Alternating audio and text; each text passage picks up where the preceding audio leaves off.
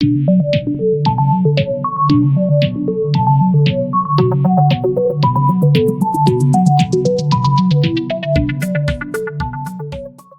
of the biggest storylines coming out of the men's singles quarterfinal round at the 2021 Wimbledon, Roger Federer's quest for a 21st major title cut short by 14th seed Hubert Hurkacz. Hurkacz able to earn a straight set victory over Federer 6-3, 7-6, 6-love. It's the first time Federer's been bageled in a loss at a Grand Slam since the 2008 Roland Garros final. Now the difference then, it was Rafael Nadal doing the bageling in that final. While that's still an extreme score, at least you can understand the context of that. But for Federer to be bageled by Hurkacz in that third set, for him to be up a break in the second set, see that lead evaporate, to see Hurkacz be the more confident, more aggressive player in the biggest moments, coming up with the goods to ultimately, again, earn the victory in straight sets, it's indicative of the trend we've seen of Roger Federer since he's returned to the tour here in 2021, and of course, so much credit needs to go to Hubert Hurkacz, who executed a flawless game plan. He kept Federer on his back foot. He kept Roger Federer in the outer thirds of the court in this match, forced Federer to hit passing shots, to hit on the run shots, didn't allow him to set his feet, set on that forehand, except for when Federer was able to land first serves. But look, as much credit goes to Hubie, we'll talk about him more in our mini break podcast, which of course all of you can find on our website, crackrackets.com. But on the Federer side of the equation, it's time to be honest with ourselves. We have all enjoyed the career of Roger Federer, and no one is advocating saying, oh, well, he's not playing his absolute best anymore. It's time for him to retire. This version of Roger Federer still reached the quarterfinal round of Wimbledon, still won his first 3 matches at the French Open. While he may not be the prohibitive number 1 he was in the prime of his career, while he may not even be the prohibitive top 5 player he was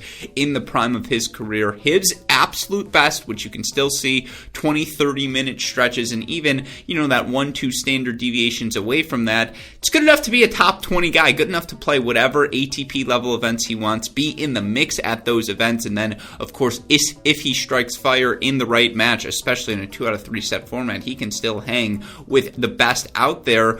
But you look for him now, 9-4 in his last 52 weeks of competition since he's come back to the tour this year. Now, a lot of those matches, you look at him, 8 of the 13 have featured both Federer and his opponent winning at least one set in the match. He's playing a lot of close matches, and the big thing for him has been that first serve. He is still holding serve at the 8th highest rate amongst top 50 players on the ATP Tour, and if you've watched him play, that makes sense. You look at his victory over Cam Norrie in the 3rd round, or his victory over Sonego in the 4th round. When he was able to land first serves, he's still able to play on his front foot, still able to get in that pattern. That forehand, when he connects with it, it is still one of the 5 most dangerous forehands on tour, and of course that forehand arguably the best in ATP history. His ability to move forward, his recognition of when to move forward. Roger Federer's brain is still Roger freaking Federer. All of his patterns, all of his,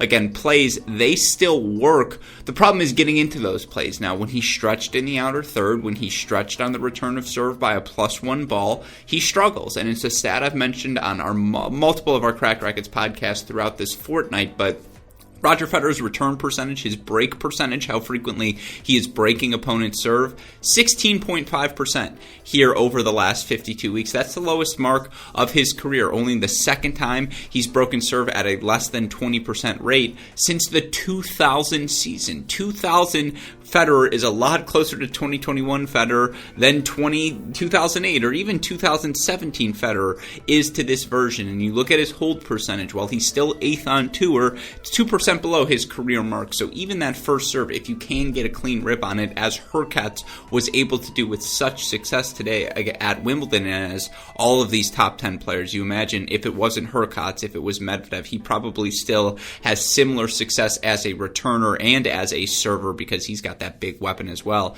in this match. And again, it's tracking down that +1 ball. It's when you force him to hit passing shots, it's a little bit more difficult for him, A, to get out there, B, to recover. So even if he's able to dip that first one at your feet, the 2 passing shot patterns, a little bit tougher for Federer at this point of his career. Now again, this is not to say it's time for Federer to retire. I cannot emphasize that enough. Federer has earned the right to go out on his terms whenever he would like. God willing, we will see him play another Wimbledon because tennis is a better place with Roger Federer in it. But if the question is, can he win and capture a 21st major? If we're answering that honestly, that window might have passed. Novak Djokovic still much closer to the prime of his career than Roger Federer is, and of course even the best of Federer versus the best of Djokovic. Those were always toss-ups. Now it's close to the best of Djokovic, and again, if we're being honest, not close to the best of Federer, particularly in a 3 out of 5 set format. You look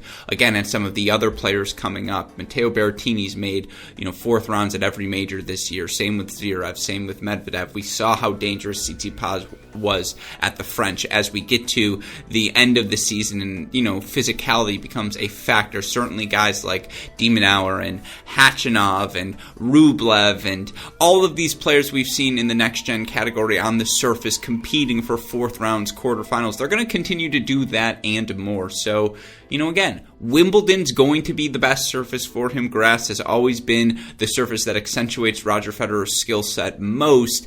And again, he made the quarterfinals here. It was great for him to bounce back 2-1 down against Mannarino. I know that match didn't end the way we would have hoped, but the momentum was on his side at the start of that 5th set before Mannarino had to pull out. And then, by the advanced metrics, Cam Norrie's been a top 15 player this year. He didn't have a big enough weapon to hurt Roger Federer on this surface with. That's a key data point. If he can continue to serve at a top 10 rate, certainly that break percentage I mentioned earlier, a byproduct of him being more aggressive as a returner, not trying to play these long physical points that perhaps he would have been more willing to earlier in his career. But look, Hurkacz outmuscled him. He got him stretched. Again, 9-4 this season. He was spent after that first week at the French Open. You could hear the emotion in his voice. It really is a week-to-week, month-to-month, day-to-day sort of thing for Roger Federer in terms of continuing his career. You can understand the guy's got, 2 surgeries between him last playing and this 2021 season. And, he's closer to, he turns 40 here in August, and he's still producing at this level. He was the oldest Wimbledon quarterfinalist in men's singles history. He's still playing at a really good level. Is it a Grand Slam winning level? I would probably say no. And of course, if you disagree, if you agree, please let us know why. Again, we are not advocating for a Roger Federer retirement, but if the question is he going to capture a 21st Grand Slam title in his career with the continued success of Djokovic, with the rise of so many next-gen talents? The answer to that question, unfortunately for Federer fans, is probably no.